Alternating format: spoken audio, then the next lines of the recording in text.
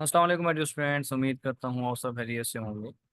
आज हम अपना नेक्स्ट टॉपिक डिस्कस करने जा रहे हैं सेकेंड फिजिक्स चैप्टर नंबर 12, जो कि है electric flux through a surface enclosing a charge. इससे पिछले लेक्चर में हम लोगों ने जस्ट इलेक्ट्रिक फ्लक्स को डिस्कस किया था। आज हम इलेक्ट्रिक फ्लक्स को डिटेल में डिस्कस करेंगे। Electric flux through a surface enclosing a charge. तो इसमें बच्चों आपने बात याद रखनी है कि एक चार्ज होगा, ठीक है। आपने उसको किसी सरफेस के अंदर इंक्लोज किया हुआ है, ठीक है। लाइक जैसा कि आप नजर आ रहे हैं यहाँ पे एक पॉजिटिव चार्ज है, आपने उसको एक सर्कुलर शेप किसी भी ऑब्जेक्ट के अंदर आपने इसको प्लेस किया हुआ है। तो इससे बनने वाला जो फ्लक्स होगा, यानी कि जो इलेक्ट्रिक फील्ड होंगी जो कि आउटसाइड मूव करेंगी, ठीक है, उसकी वैल्यू आप लोगों ने क्या करनी होगी, कैलकुलेट करनी होगी। चलिए स्टार्ट करते हैं आज का topic. Electric flux through a surface enclosing a charge. तो एक सरफेस ऐसा आपने ऑब्जेक्ट या कोई ऑब्जेक्ट ज्यूम कर लिया है जिसके अंदर आप लोगों ने एक चार्ज रख दी है, ठीक है, एक चार्ज रख दी है। अब लेट्स सपोज एक ये स्फेयर है, ठीक है, एक कोई भी एक स्फेयर आप लोग ले लें, ठीक है, 3D में। और जैसे एक फुटबॉल होता है, ठीक है, फुटबॉल के सेंटर में आप एक चार्ज रख दें। सेंटर से जो बाउंड्री तक फासला है वो आप लोग एज्यूम कर लें कि वो आर है, ठीक है। क्यू हमारे पास एक चार्ज आ जाएगा। एक्सप्लेनेशन में अगर बच्चों इसकी बात करें तो we can calculate electric flux by using formula. जो इलेक्ट्रिक फ्लक्स हम लोगों ने कैलकुलेट करना है वो किस फार्मूला से आप कैलकुलेट करेंगे। प्रीवियस टॉपिक में हम लोग डिटेल में इसके ऊपर बात कर चुके हैं कि इलेक्ट्रिक फ्लक्स का जो फार्मूला होता है वो क्या होता है। Phi is equal to E dot A. Phi is equal to E dot A, और क्योंकि दो वेक्टर क्वांटिटीज की डॉट प्रोडक्ट हो रही है यहाँ पे, तो वो डॉट प्रोडक्ट आपके पास क्या आएगी, कॉस थीटा। तो ई ए कॉस ऑफ थीटा आ जाएगा, जो प्रीवियस टॉपिक में हम लोग बात कर चुके हैं। This formula is only applicable on flat surface, so we have to divide whole sphere into small patches, ठीक है। क्योंकि हम लोगों ने ये फॉर्मूला डिस्कस किया था, ये सिर्फ फ्लैट सरफेस के लिए, बिल्कुल जो स्ट्रेट सरफेस होते हैं बिल्कुल सीधे, ठीक है, उन सरफेस के लिए वैलिड है, ठीक हो गया। लेकिन अगर मान लीजिए जो स्फेयर है हमारे पास, ये किसी भी जगह पे आपको मतलब फ्लैट नजर नहीं आ रहा, लेकिन हम लोगों ने इसको फ्लैट बनाना है। कैसे बनाना है इसको, स्मॉल पैचेस, पैचेस मतलब पार्ट्स कह लें, ठीक है, छोटे छोटे पार्ट्स आपने बना देने, such that each patch is a flat surface. अब यहाँ पे बच्चों मैं यहाँ पे आपको फ्लैट सरफेस बना के बताता हूँ। लाइक मैं कहता हूँ यहाँ से यहाँ तक, यहाँ से लेकर यहाँ तक मैं एक पेज बना लेता हूँ। दूसरा पेज मेरे पास ये आ जाएगा, ठीक है, फिर तीसरा ये पेज आ जाएगा। इसके दरमियान में जो सरफेस आएगा ना बच्चों, वो बिल्कुल आप यहाँ पे देख भी सकते हैं कि बिल्कुल फ्लैट आपको नजर आ रहा है, ठीक है। क्या नजर आ रहा है बच्चों, फ्लैट, ठीक है। तो अब इस फ्लैट सरफेस को हम लोग यहाँ पे एज्यूम करेंगे, ठीक हो गया। ये बात आपने याद रखनी है। एरिया ऑफ ईच पैच, जो हर एक पैच का होगा, इसमें मैं कहता हूँ इसका एरिया अगर आपके पास डेल ए वन आ जाएगा, ठीक है बच्चों, तो इसका क्या आ जाएगा, डेल ए टू, ठीक है। और हमारे पास अगर एन नंबर ऑफ यहाँ पे अगर आप लोगों ने पैचेस बनाए हुए हैं, ठीक है, तो उसके लिए हम लोग डेल्टा ए एन लिख देंगे, डेल्टा ए एन, ठीक है बच्चों। होपफुली यहाँ तक आपको पॉइंट समझ आ गया होगा। तो area of each patch delta A one, A delta A two, delta A three, up to delta A N. अगर हमारे पास एन नंबर ऑफ पैचेस हैं तो एन नंबर ऑफ पैचेस के लिए जो एन नंबर ऑफ एरिया बनेगा वो डेल ए एन आ जाएगा, ठीक है। Del A one, del A two, del A three, up to del A N are the vector area of each patch, ठीक है। याद रखें बच्चों, आप इसमें आप लोग जो चीज़ मैं यहाँ पे क्लियर करने जा रहा हूँ वो आप लोग ऑब्जर्व इसको देखिएगा तो आपको ये चीज़ सारी समझ आ जाएगी इसमें क्या लिखा है उसमें। लेट वो हमारे पास एक ऑब्जेक्ट है, स्फीयर ले लें, अज्यूम कर लें, इसके अंदर ये पॉजिटिव चार्ज है। तो पॉजिटिव चार्ज से बच्चों हम लोगों ने पढ़ा था कि इलेक्ट्रिक फील्ड लाइंस क्या होती हैं, आउटवर्ड होती हैं, ठीक है, आउटवर्ड होती हैं। तो ये इलेक्ट्रिक फील्ड लाइंस आउटवर्ड आ गई, ठीक है, इलेक्ट्रिक फील्ड लाइंस आउटवर्ड आ गई यहाँ पे हम इसको पूरा ड्रॉ कर लेते हैं। तो ये होपफुली आपको एक पॉइंट समझ आ गया, ठीक है बच्चों। अब हर एक पैच को आप लोगों ने यहाँ पे ड्रॉ कर लेना है। जैसा कि मैं यहाँ से यहाँ तक एक पैच बनाता हूँ, ये आप देख लेंगे कि फ्लैट सरफेस आ जाएगा। इसको बच्चों डेल्टा ए वन का नाम दे दें, डेल्टा ए वन का, ठीक है। फिर दूसरा पैच यहाँ से आप लोग यहाँ पे बना सकते हैं, ठीक है, इसको भी आप एज्यूम कर लें कि डेल्टा क्या है, सेकंड पैच है, इसको delta A N, delta A two कह दें, ठीक है, डेल्टा ए टू। इसके बाद यहाँ से आप एज्यूम कर लें, यहाँ से ये थर्ड आपका पैच आ जाएगा और ये बिल्कुल क्या है, ये स्ट्रेट है, ठीक है। तो ये डेल्टा ए आपके पास क्या आ जाएगा, थ्री। इसी तरह आप लोग यहाँ से यहाँ तक एज्यूम कर लें आगे नेक्स्ट पैच, ठीक है। ये आपके पास delta A four up to delta A N आ जाएगा। अब जो इसने बात की है कि डेल्टा ए एन हमारे पास जो है ना, फर्स्ट जो आपके पास आप लोगों ने पैच बनाया जिसका एरिया डेल्टा ए वन है, उसमें जो इलेक्ट्रिक फील्ड निकल के जा रही है, इलेक्ट्रिक फील्ड लाइन्स है, उसकी जो इलेक्ट्रिक फील्ड इंटेंसिटी है, इलेक्ट्रिक फील्ड है, वो क्या है, वो ई वन है। इसके लिए बच्चों क्या आ जाएगी, ई वन आ जाएगी फर्स्ट पैच के लिए। सेकेंड पैच के लिए क्या आ जाएगी, ई टू आ जाएगी, ठीक है। थर्ड पैच के लिए क्या आ जाएगी, ई थ्री। इसी तरह आप लोग आगे इसको लेके चलते जाएं, ई फोर और अप टू क्योंकि हमारे पास एन नंबर ऑफ एरियाज हैं, एन नंबर ऑफ एरियाज हैं, यहाँ पे देख सकते हैं। तो हमारे पास N number of electric field lines भी आ जाएंगी। Are the electric field intensity through each patch, ठीक है। तो ये बात आपको होपफुली क्लियर होगी कि हर एक लाइन जो है ना वो आप लोग समझ लें कि हर एक वेक्टर एरिया में से क्या कर रही है, वेक्टर एरिया के पैच में से पास करके जा रही है। मैथमेटिकल डेरिवेशन अगर हम बात करें, इसको मैथमेटिकली हम लोगों ने ड्राइव करना है। तो यहाँ तक मैं रिपीट करें तो हम लोगों ने अभी तक क्या सीखा, जैसे आप इस डायग्राम को जूम कर लें, स्फीयर है, इसके सेंटर में आपने एक चार्ज बच्चों प्लेस कर दिया, लाइक मैं कहता हूँ पॉजिटिव चार्ज। इससे जो फील्ड लाइन है, ठीक है, वो आउटवर्ड होगी, तो ये फील्ड लाइन मैं इसके साथ अटैच कर देता हूँ। ये फील्ड लाइन बच्चों बाहर आ गई, ठीक है। और इसके साथ आपके पास जो इसका एन है वो बेसिकली इसकी डायरेक्शन बता रहा है कि इलेक्ट्रिक फील्ड लाइंस की डायरेक्शन आउटवर्ड है। और इसी डायरेक्शन में आपके पास एरिया की भी आएगी, क्योंकि मैंने लास्ट लेक्चर में बताया था वेक्टर एरिया क्या होता है, सरफेस एरिया के परपेंडिकुलर। सरफेस एरिया अगर ऐसे है तो वेक्टर एरिया इसके क्या होगा, परपेंडिकुलर होगा, जिसका एंगल कितना बनेगा बच्चों इसके साथ, 90 डिग्री। कितना बच्चों, 90 डिग्री। तो ये आपके पास अगर वेक्टर एरिया को ज्यूम करें तो इन दोनों की डायरेक्शन क्या आ जाएगी बच्चों, एक जैसी आ जाएगी। ये परफेक्ट आपके डायग्राम नजर आ रही है आपको, थर्ड डायग्राम जो है, ठीक है। तो इसके लिए बात याद रखनी है कि आप लोगों को ना गाउसियन सरफेस अज्यूम करना पड़ेगा जहाँ पे आप लोग गाउसी लॉ को अप्लाई करोगे, ठीक है। मैं आगे चल के इसको बताता भी हूँ। तो गाउसी लॉ अप्लाई करने के लिए, ठीक है, आप लोगों ने फ्लक्स को कैलकुलेट करना है टोटल। तो फ्लक्स टोटल क्या आएगा, फ्लक्स 5 1 5 2 5 3 अप टू 5 n, ठीक है। तो यहाँ पे ऊपर देख सकते हैं फॉर्मूला हम लोगों ने यहाँ पे लिखा हुआ भी है, फाइव का फॉर्मूला, ठीक है।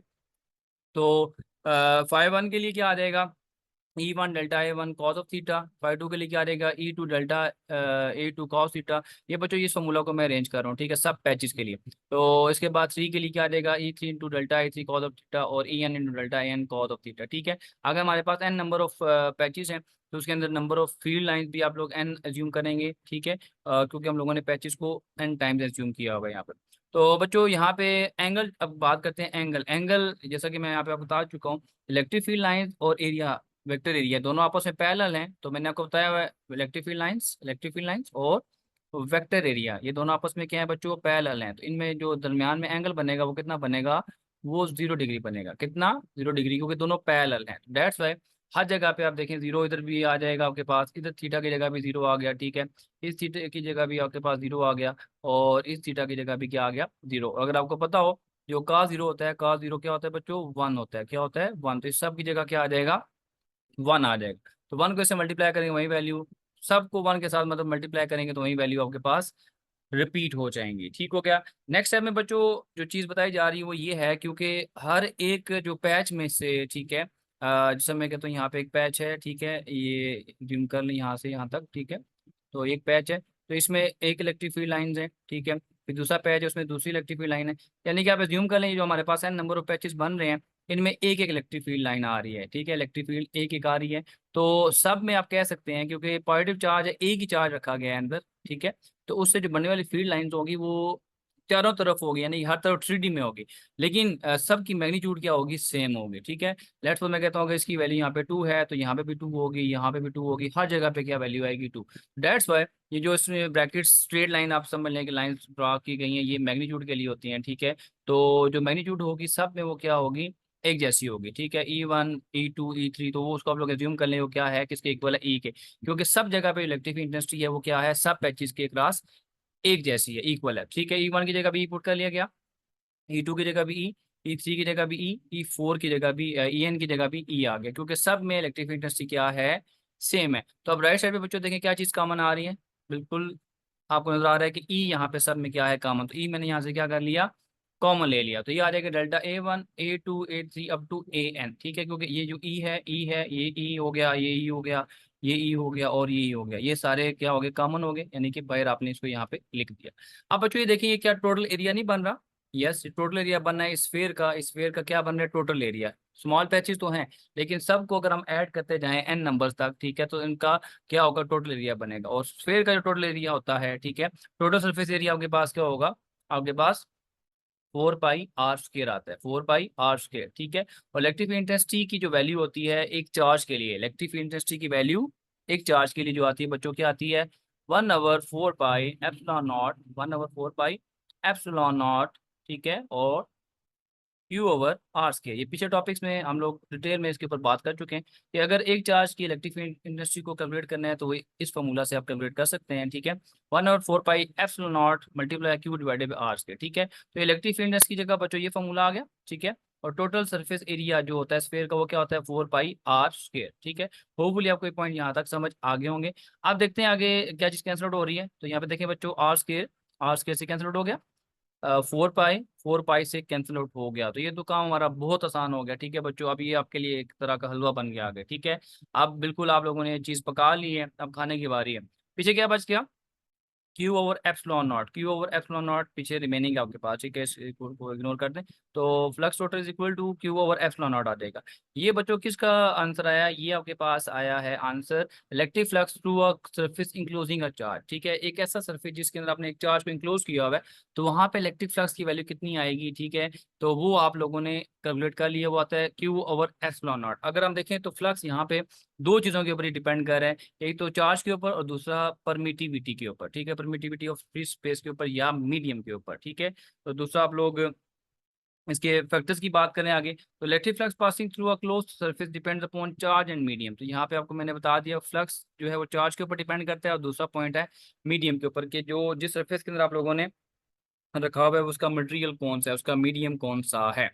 दूसरा पॉइंट है बच्चों, जो इंपॉर्टेंट पॉइंट आपने याद रखना है, electric flux passing through a close surface not depend upon geometry और शेप। जो इलेक्ट्रिक फ्लक्स है वो किसी भी तरह की ज्योमेट्री के ऊपर यानी कि शेप के ऊपर डिपेंड नहीं करता। जैसे कि यहाँ पे आपको सारे स्फेयर नजर आ रहे हैं, अगर आप ये शेप कुछ यूं शेप भी एज्यूम कर लें जो कि स्फेरिकल शेप ना हो, स्फेयर शेप ना हो, ऐसे एज्यूम कर लें, तो यहाँ पे भी आपके पास जो है वो इलेक्ट्रिक इंटेंसिटी की वैल्यू वही होगी, फ्लक्स इलेक्ट्रिक फ्लक्स की वैल्यू वही होगी जो इस स्फेरिकल शेप में है। क्योंकि इस जगह पे भी आप लोगों ने क्या करना है, छोटे छोटे पैचेस को क्या करना है यहाँ पे बना देना है। ठीक है, जैसे ऊपर आप लोगों ने पैचेस बनाए, यहाँ पे भी आप क्या करेंगे, छोटे छोटे पैचेस बना देंगे। तो यहाँ से ये प्रूफ हुआ कि इलेक्ट्रिक फ्लक्स जो है बच्चों वो आपकी ज्योमेट्री या शेप के ऊपर डिपेंड नहीं करता।